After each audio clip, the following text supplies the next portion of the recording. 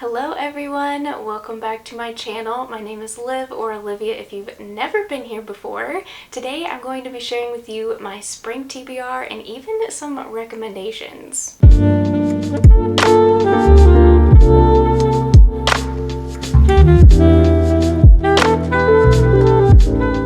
Seeing a lot of people recently share seasonal TBRs, and I have never done that before, so I thought it would be a fun time to give it a go because spring is upon us. I'm so ready for that warmer weather, and I'm so ready to share some of these books with you. Not all of these are necessarily set during springtime, but when I see them and I look at them, I immediately think of spring, and these are definitely ones that are high up on my list this year. There's definitely a little bit of something for everyone here, including fantasy, mysteries, even graphic novels, a couple middle grade that I am so excited to share with you. So let's just go ahead and dive right in. Starting us off with the first cozy mystery called Shady Hollow, which is probably no surprise to any of you. I've mentioned this book in multiple videos, but this month is finally the month I think I'm going to read it. I've been eyeing this book for ages and I've heard nothing but amazing things. It's about this reporter that's a fox named Vera Vixen, and there's a murder in this small little town, and all these animals come together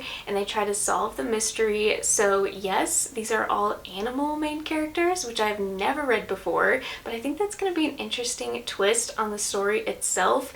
And obviously this cover is just so beautiful and instantly gives me those spring vibes. So this is probably the one that's at the top of my list right now. The next cozy mystery I have is Daisies for Innocence, an Enchanted Garden mystery by Bailey Cattrell. I don't know much about this other than the fact there's a magical garden, and that sounds perfect for spring. It says the enchanted garden behind Eliana Albright's perfume shop draws people of all ages with its fragrant flowers and lush greenery. But when the magical serenity is interrupted, it's up to Ellie to track down a killer. It also mentions a beautiful garden, tea, homemade cookies, there's even a little corgi on the front, and of course your typical cozy mystery cat. So this is one that I think is just gonna be absolutely perfect for this time of year. Hopefully I love this one and will be purchasing more of this series to read this time of year because I think the rest of them take place in an enchanted garden.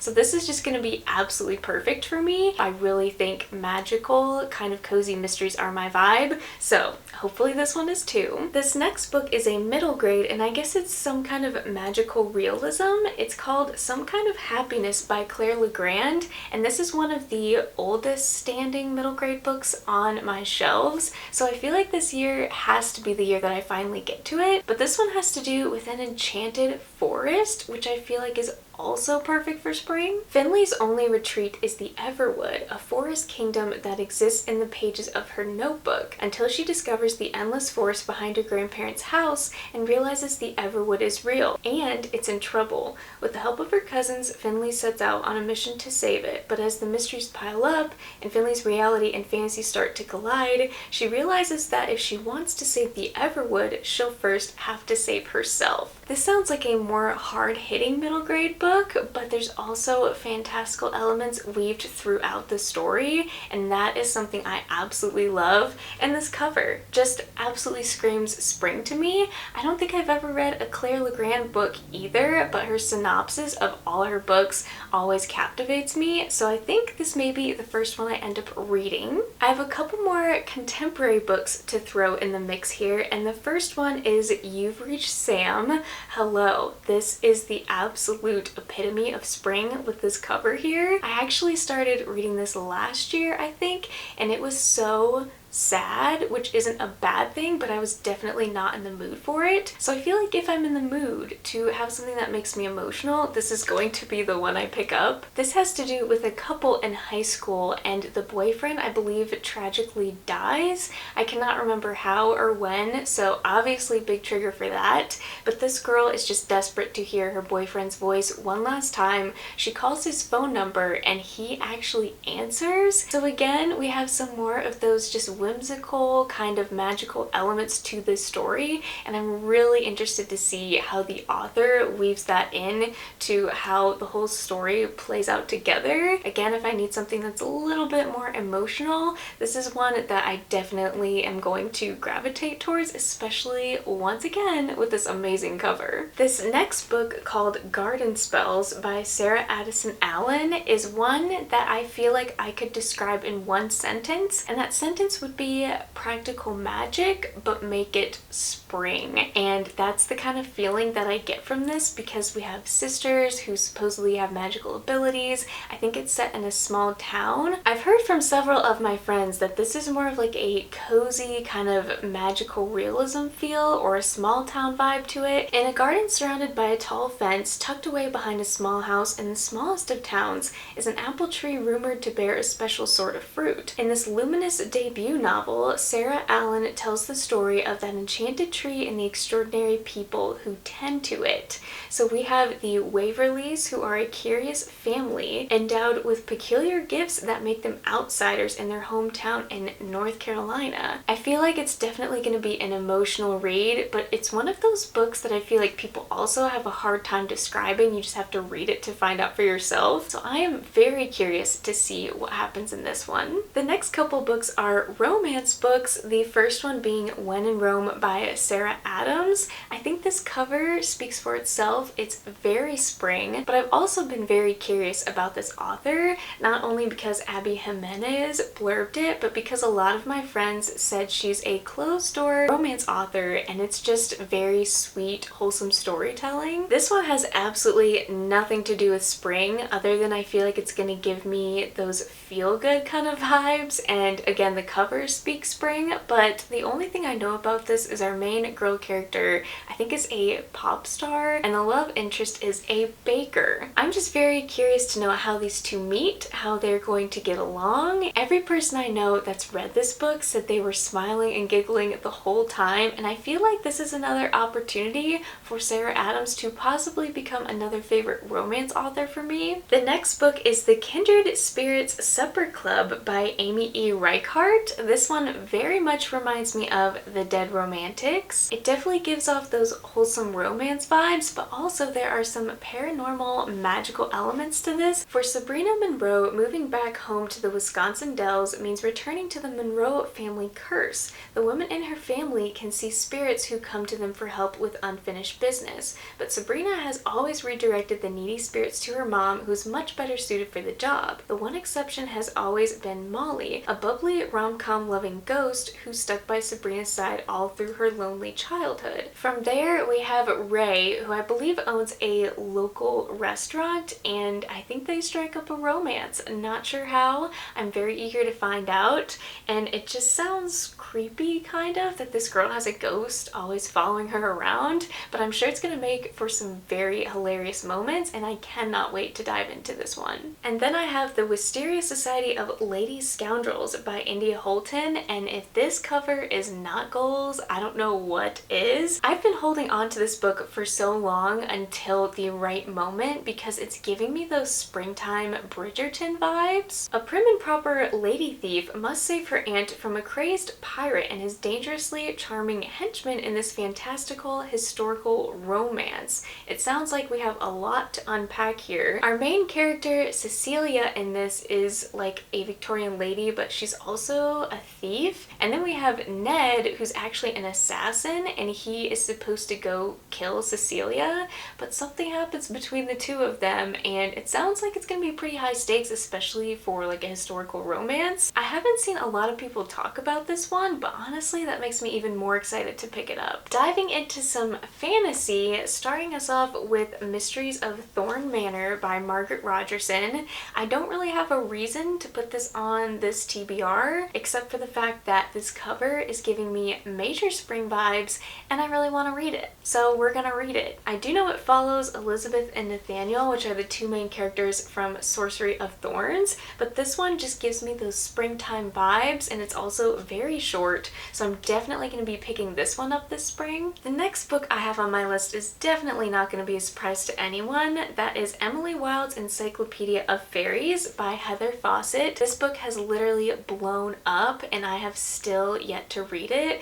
Don't know why it's taking me so long. I guess I feel like it could be a solid 5 stars and I just am waiting for the right moment to enjoy this. I do know this is a slower paced kind of cozy fantasy, which I have really been in the mood for, so I think I'm really going to enjoy this one. A curmudgeonly professor journeys to a small town in the far north to study fairy folklore and discovers dark magic, friendship, and love in this heartwarming and enchanting fantasy. That is the extent of my knowledge. I don't really care to know anymore. I just want to dive into this and hope that I give it 5 stars because this book has been very hyped, but I've also seen very little people actually read it. I also love that it's actually like journal entries or dates of like a diary or a journal, and I'm just so excited to get into this one. So I need to read this one ASAP.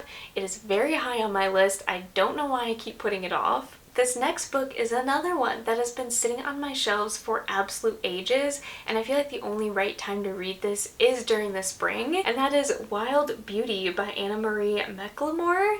This one sounds so enchanting and so captivating, and I've been dying to read something from this author, so this year just has to be the year that I finally picked this one up. Don't know much about it, but I do know that there are women that are tending to these grounds of this lush enchanted forest, and unfortunately they hide a tragic legacy that if they fall in love too deeply, their lovers vanish. I think these sisters find this boy that's lost in the woods, and I don't know, I just think it's very intriguing that this generation or this family has this curse on them. I think this is gonna be definitely a little bit slower, but hopefully it's going to be very descriptive and just have that perfect spring atmosphere that I'm looking for. Next, I have A Magic Steeped in Poison, which I have also been meaning to pick up just at that perfect time, and I feel like spring is going to be that perfect season to finally jump into this. Our main character, Ning, accidentally poisons her sister with some tea,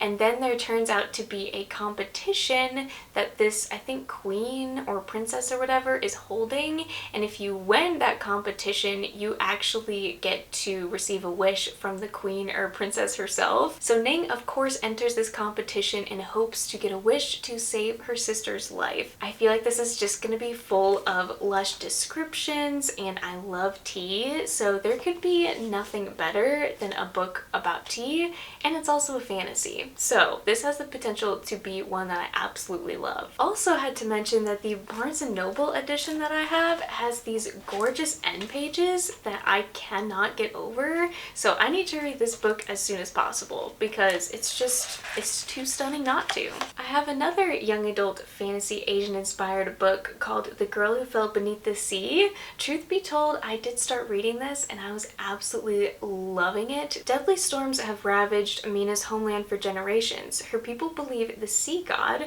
once their protector, now curses them. Each year, a beautiful maiden is sacrificed to the sea in the hopes of appeasing him. They've designated someone to already sacrifice themselves to this sea god, but our main character, Mina, ends up throwing herself in as a sacrifice instead. I guess she wants to try and save her brother, who must have passed away somehow, but this just sounds like the perfect book that is an Olivia vibe, and I need to just finally read this. I don't know why it's taken me so long to read some of these books, but this cover is absolutely stunning, so I think this one also has the potential to be 5 stars from me. I also have on my list Small Favors by Erin A. Craig. I bought this the day it came out. I love House of Salt and Sorrows. Erin A. Craig is easily one of my favorite young adult authors. She writes haunting, kind of creepy stories and ones that are just so captivating. Erin A. Craig's writing is phenomenal. Her storytelling is so captivating. Her atmosphere is just top tier, and I cannot wait to see what this book holds. I've kind of been avoiding the synopsis because I just want to dive into this one. This book is set in a small town village where our main character Ellery tends to her sister's beehives, and suddenly there's like these weird creepy creatures cults that take over the town. I know there's like forbidden love or something, but this just sounds like a big mix of a lot of different things, but it mainly reminds me of The Village. That movie was so creepy and so insane, but just by the way she's describing the creatures in the synopsis, I'm definitely getting those kind of vibes of just something very sinister happening, but that's going to keep you guessing up until the end.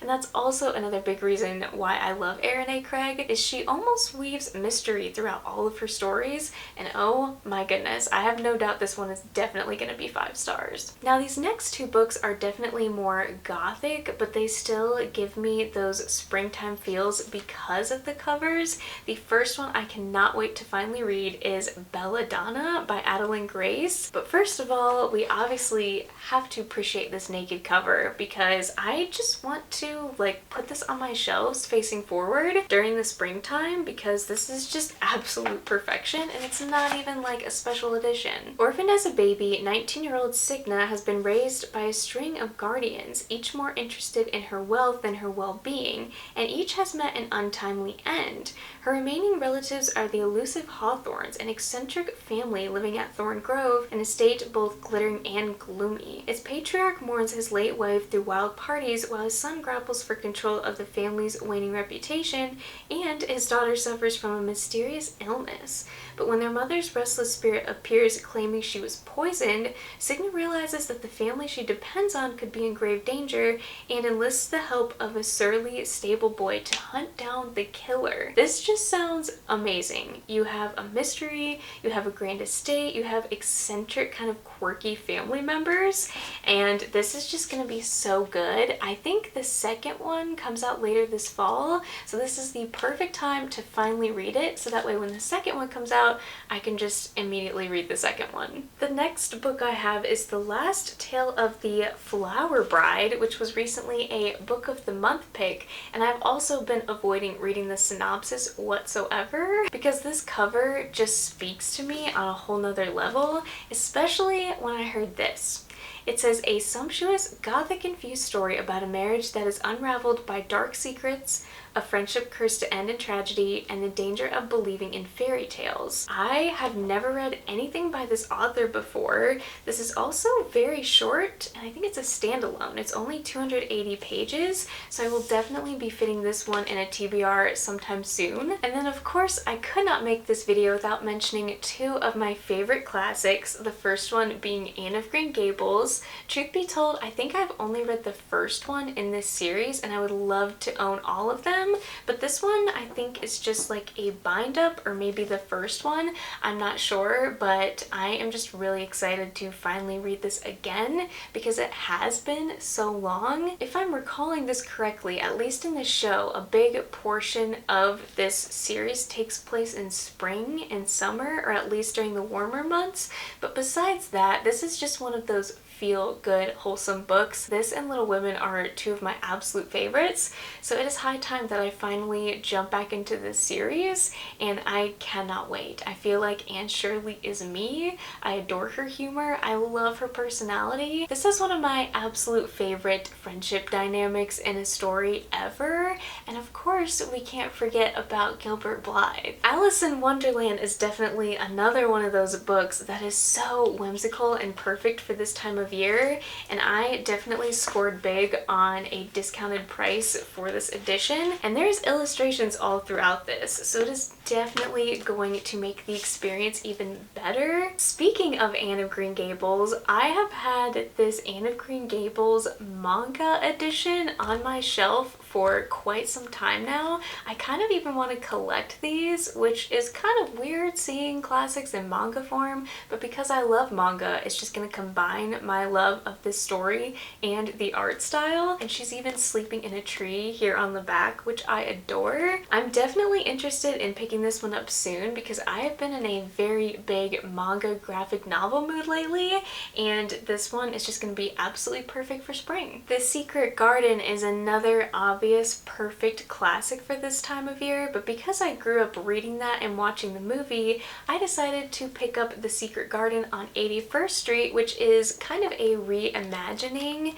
of The Secret Garden, but in graphic novel form. Video games and tech are Loner Max Lennox's main source of entertainment and friends in her Silicon Valley home, but when her parents are killed in a tragic accident, Mary's life is uprooted to New York City to live with an uncle who she barely knows and, to her surprise, keeps a gadget-free home. Looking for comfort in this strange new reality, Mary discovers an abandoned rooftop garden and an even bigger secret in an upstairs bedroom, her cousin Colin, who struggles with anxiety. I did not realize there was going to be anxiety rep in this, which makes me even more thrilled to dive into it. The Secret Garden was one of my favorite stories as a kid, so I'm just very interested to see how the illustrator and author puts their own spin on this story. Isla to Island is another middle grade graphic novel that does not take place during spring, but from the cover and the end pages, you can probably tell this is going to be the perfect opportunity right now to read this. Cuba is vibrant with flowers and food and people, but things are changing. The home Marisol loves is no longer safe, and then it's no longer her home at all. Her parents are sending her to the United States alone. Nothing about Marisol's new life in cold gray Brooklyn feels like home, not the language school or even her foster parents. But Marisol starts to realize that home isn't always a place, and finding her way can be as simple as staying true to herself. In this book, it starts off in black and white, but it gradually adds color to where in the end, everything is in full color, and I think that is such a unique spin on a graphic novel. There's also 0 words in this, like absolutely no words, so it is set up kind of comic style, but it's basically a picture book, which is also very interesting. Even though there are little words to this, I know that it's going to be very hard-hitting just from the synopsis, because you have the foster care system that's coming into play and other topics that I can tell are going to be really difficult to read. I'm excited to see what I think about this one though, because I have heard no one talk about this, so it'll be fun just to be the first one to experience it. Alright friends, well those are some books that are on the top of my list to read this spring. I'm sure you will see some of them in future monthly TBR videos, but I hope you also got some new recommendations, or even if you heard of some of these books before, maybe you haven't associated them with spring, and hopefully I motivated you to pick up some of these soon. I'm definitely excited to get to the graphic novels and the fantasy specifically in this stack. I'm just, there's so many good books that I cannot wait to read. But before you leave, go ahead and drop me any type of flower emoji in the comments to let me know you were here, or tell me if you're excited to read one of these books or what your top spring TBR priorities are. I would love to add some more to my list, but thank you so much for watching. I love you guys so much. Thank you for supporting my channel, and I will see you in my next video.